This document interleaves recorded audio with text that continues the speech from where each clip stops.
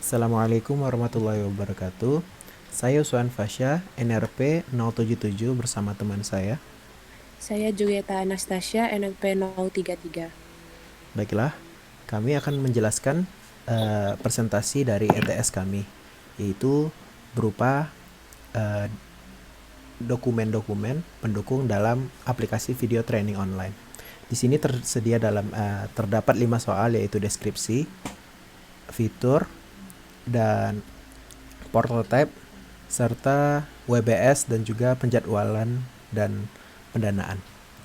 Baiklah, yang pertama saya akan menjelaskan tentang sebelumnya kami dari kelas MPPLA, dan saya akan menjelaskan nomor satu, yaitu deskripsi produk aplikasi. Kami memilih memberikan namanya yaitu aplikasi Brain Academy, di mana aplikasi ini berupa platform online yang dimana mengemas sebuah kursus yang tersedia dalam video-video training dan media online yang mendukung dalam technical dan soft skill untuk mahasiswa, profesional, serta umum. Aplikasi ini juga memiliki beberapa fitur yang untuk selanjutnya, tetapi dalam hal ini terdapat beberapa seperti berlangganan atau untuk user free dan juga yang lain. Lalu untuk tampilannya lebih ke informatif dan interaktif. Untuk selanjutnya itu fitur akan dijelaskan oleh teman saya. Adapun fitur dari aplikasi Brain Academy ini yakni diantaranya adalah mencari kursus yang diinginkan di kolom pencarian, bisa menambahkan kursus yang diinginkan beserta materi terkait ke daftar kursus, menyediakan playlist khusus untuk kursus yang diikuti, dan secara otomatis memasukkan playlist dari kursus yang diikuti ke dalam daftar kursus ketika sudah mengklik add, menambahkan video yang ingin disimpan atau dipelajari nanti ke playlist, menambahkan video pembelajaran yang disukai ke daftar favorit, menampilkan progres dan penilaian dari masing-masing kursus yang diikuti yang bisa dicek pada fitur profil dan ke daftar kursus, dan lain sebagainya. Selanjutnya ada prototipe aplikasi yang akan dijelaskan oleh teman. Baiklah, prototipe aplikasi ini kami membagi beberapa page, yaitu landing page, student review, recommended, serta subscription. Untuk di landing page ini terdapat beberapa kursus andalan seperti yang ini, seperti how to become product manager, latihan soal. Ini produk-produk yang sering digunakan atau sering dipakai oleh user-user lain, serta terdapat beberapa panel seperti searching anything, lalu juga tombol akun untuk pengaturan akun, dan juga terdapat berupa kategori dalam Brain Academy ini, yaitu seperti kategori data science, information technology, dan lain-lain. Lalu selanjutnya ada student review. Ini ulasan yang diberikan oleh siswa yang telah melakukan beberapa kursus mata kuliahnya, beberapa kursus seperti ini. Di sini ada students Julieta yang memberikan sebuah review terhadap kursus yang dilakukan. Lalu juga ada statistiknya kursus-kursus yang ada dan juga instrukturnya. Lalu untuk recommended course page, di sini bisa dikatakan sebuah kursus-kursus yang direkomendasikan dari aplikasi terhadap user. Dan recommended ini dilakukan dengan melakukan analisa dari pencarian dan juga kursus yang cocok untuk user tersebut. Lalu untuk yang terakhir yaitu subscription. Subscription di sini bertujuan untuk menjaga user tersebut agar terus menggunakan Brain Academy sebagai platform dalam belajar. Lalu selanjutnya ke nomor selanjutnya itu aktivitas. Nah, Yang adapun aktivitas di sini sangat berguna untuk menjadi panduan dalam pembuatan WBS nantinya. Di sini dalam aktivitas kami sudah merencanakan 7 tahap, yakni yang pertama adalah tahap perencanaan. Di sini kita menentukan kebutuhan awal sistem, menetapkan batasan sistem, dan menentukan proses bisnis serta pengerjaan aplikasi. Lalu yang kedua adalah analisis. Di sini kita akan menganalisa kebutuhan-kebutuhan apa saja yang diperlukan untuk membuat aplikasi, menentukan skala prioritas kebutuhan pekerjaan aplikasi, dan memvalidasi serta memverifikasi kebutuhan aplikasi. Selanjutnya adalah tahap desain. Di sini diantaranya ada desain arsitektur sistem, desain interface, menggambarkan alur kerja setiap fungsi atau komponen sistem, desain skenario, keamanan, dan database sistem. Selanjutnya adalah tahap pengembangan. Di sini kita menuliskan kode program sesuai dengan mengimplementasikan desain dan terbuka, mengimplementasikan fitur-fitur dan alur kerja dari yang sudah direncanakan, mengintegrasi sistem, mengimplementasi seluruh desain yang telah dirancang, dan quality assurance. Selanjutnya adalah tahap percobaan. Di sini kita melakukan testing untuk seluruh sistem, melakukan integration sistem dan feature test, melakukan testing dengan software yang berguna, memperbaiki bug, mendokumentasi dan mengevaluasi pekerjaan aplikasi, serta menciptakan sistem. Selanjutnya adalah tahap penilaian. Di sini kita meluncurkan aplikasi, mengadakan pelatihan penggunaan sistem, menentukan metode pemeliharaan sistem, melakukan pemeliharaan sistem, dan pembuatan laporan akhir. Ini adalah tahap peninjauan. Di sini kita menerima hasil tanggapan dari klien atau pengguna dan juga stakeholder. Lalu kita melakukan peninjauan kembali dari hasil klien. Nah, selanjutnya adalah Work Breakdown Structure atau WBS, di mana WBS itu menjadi struktur. Nah, selanjutnya adalah Work Breakdown Structure atau WBS. WBS adalah suatu metode pengorganisasian proyek menjadi struktur pelaporan yang hierarkis. WBS biasanya digunakan untuk melakukan breakdown atau dalam kata lain, yakni memecahkan tiap proses pekerjaan menjadi lebih detail. Di sini kami membuat satu WBS yang terdiri dari WBS untuk aktivitas yang akan dikerjakan nantinya. Nah, berikut adalah WBS dari aplikasi Brain Academy sesuai dengan aktivitas yang telah dijelaskan di sebelumnya. Selanjutnya adalah jadwal pengerjaan proyek yang akan dijelaskan oleh teman-teman.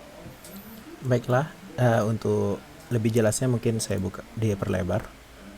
Pada jadwal pengerjaan proyek ini yaitu dengan sesuai dengan yang sudah ada pada WBS tersebut.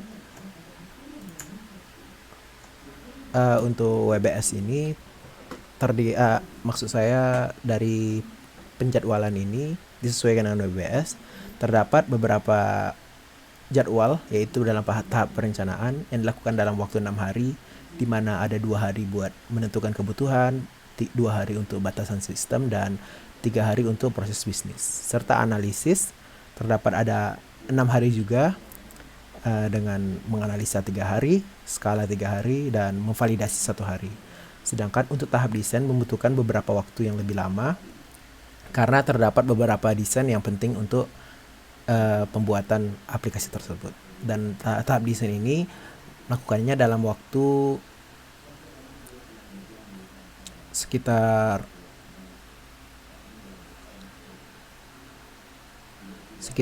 20 hari lebih.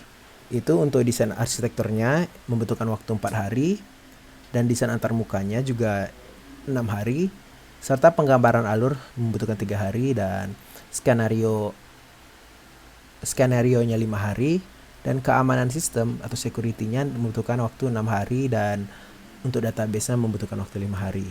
Dan untuk tahap pengembangan di sini, tahap selanjutnya membutuhkan waktu yang lebih lama karena pengembangan itu sudah langsung implementasi dan juga quality assurance. Dan di sini untuk menulis kode program membutuhkan waktu sekitar 5 hari, dan juga arsitektur sistem membutuhkan 6 hari, dan desain UI-nya membutuhkan waktu sekitar 8 hari. Lalu untuk implementasi fitur dan juga alur kerja membutuhkan waktu 4 hari, dan integrasi sistem membutuhkan waktu 3 hari, dan juga implementasi seluruh desain yang dirancang membutuhkan waktu 5 hari, dan untuk quality assurance-nya 2 hari.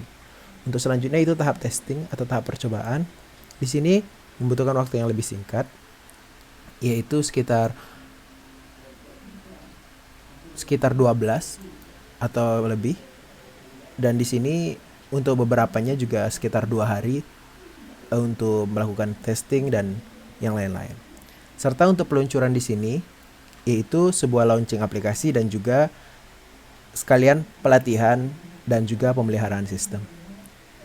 Lalu untuk pembuatan laporan akhir juga dalam tahap peluncuran tersebut, yaitu sekitaran 2 hari untuk launching, 4 hari untuk mengadakan pelatihan, dan juga 3 hari untuk metode pemeliharaan sistem, dan untuk melakukannya sekitar 4 hari, serta untuk pembuatan laporan akhir diberikan waktu 2 hari. Untuk tahap terakhir yaitu peninjauan, di sini hanya membutuhkan 6 hari, dan untuk 3 hari pertama menerima tanggapan klien dan 3 hari terakhir untuk peninjauan kembali hasil proyek. Lalu dari penjadwalan tersebut kita dapat memberikan sebuah pendanaan atau anggaran pendanaan. Untuk anggaran pendanaan selanjutnya yaitu untuk soal terakhir, yaitu dalam anggaran pendanaan. Di anggaran pendanaan ini terdapat cost planning, cost estimating, cost budgeting, serta kurva S pengendalian arus. Untuk cost planning sendiri dapat dilihat sebagai berikut. Sesuai dengan WBS tadi, dan juga mungkin lebih tepat sesuai dengan anggaran, penjadwalan, sesuai hari kerjanya, dan juga dari totalnya. Total dari anggaran ini 200 juta sesuai dengan soal yang diberikan. Dengan pembagian sebagai berikut: dalam tahap perencanaan terdapat 15 juta lebih, atau 15,5 untuk aktivitas perencanaan, 13,5 untuk analisis, 38 juta untuk desain, 45 juta untuk pengembangan, 38 juta untuk testing, dan juga peluncuran sekitar 37 juta, dan untuk tahap peninjauannya sekitar 11 juta 600, sehingga totalnya 200 juta. Dan untuk upah di sini juga total dari semua yang dibutuhkan dengan sebagai berikut rincian-rinciannya, seperti melakukan testing dan juga perbaikan bugnya diberikan upah untuk personal, dan juga personal ini untuk setiap orang diberikan gaji tersebut, dan juga untuk bahan yang dibutuhkan untuk setiap sub-sub aktivitas, serta juga untuk biaya mengatasi hal-hal yang tidak terduga, yaitu lain-lain sekitar 3 juta dan 4 juta untuk tahap-tahap berikutnya. Lalu untuk selanjutnya yaitu cost estimating. Cost estimasi di sini yaitu lebih kepada estimasi uang yang dibutuhkan untuk setiap role seperti project manager, supervision, dan juga full stack. Dan juga untuk beberapa hal-hal yang dibutuhkan seperti hardware, software, testing, dan training. Untuk di sini, untuk pembiayaan untuk project management ini sekitar 62%-nya diberikan kepada project management, yaitu 124 juta. Dengan di sini jumlah ini yaitu pegawai yang terdapat pada role-role tersebut, seperti quantity insurance ada 2 dan full stack developer ada 3. Dan untuk biaya di sini yaitu biaya per orangnya. Jadi totalnya yaitu biaya dikalikan dengan jumlah yang ada. Dan juga untuk hardware di sini terdapat handheld device sekitar 10 juta dan maintenance servernya sekitar 9 juta. Dan totalnya 9,5% yaitu 19 juta.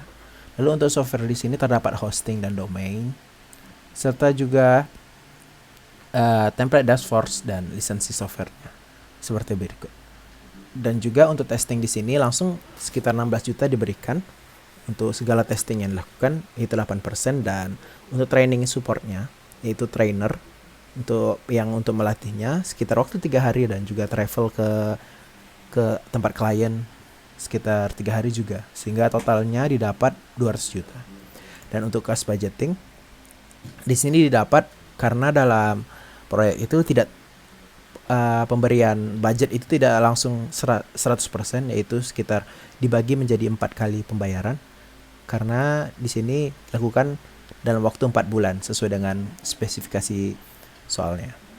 Yaitu diberikan yang pertama 10%, sehingga dipakai semuanya untuk project management, dan juga 10% kedua yaitu masih project management, dan 20% kedua sudah mulai digunakan untuk hardware dan software, dan untuk yang terakhir 50%-nya yaitu untuk project management dan testing serta trainernya. Lalu sehingga totalnya 200 juta. Di sini persentase penggunaan kas ini karena dari ini dapat kita lihat dari biaya arus dan biaya kumulatifnya. dapat dilihat bahwa tidak semua dari budget itu digunakan, karena biaya budget ini kita sesuaikan dengan untuk agar tidak habis semua. Jadi dari sini terlihat bahwa pada cost controllingnya pada bulan pertama penggunaannya sangat dekat, yaitu berjarak seperti ini, dan juga semakin lama semakin pemakaiannya tidak terlalu besar, dan sehingga project dapat terjalan dengan baik. Nah, sekian dari presentasi kelompok saya. Mungkin ada yang pengen ditambahkan? Baiklah, sekian. Ini apa? Sekian dari kelompok saya dan teman saya. Mohon maaf apabila ada kesalahan untuk presentasi ini. Mohon maaf atas segala kesalahan dan yang kurang lengkap dalam dokumentasi ini. Terima kasih. Assalamualaikum warahmatullahi wabarakatuh.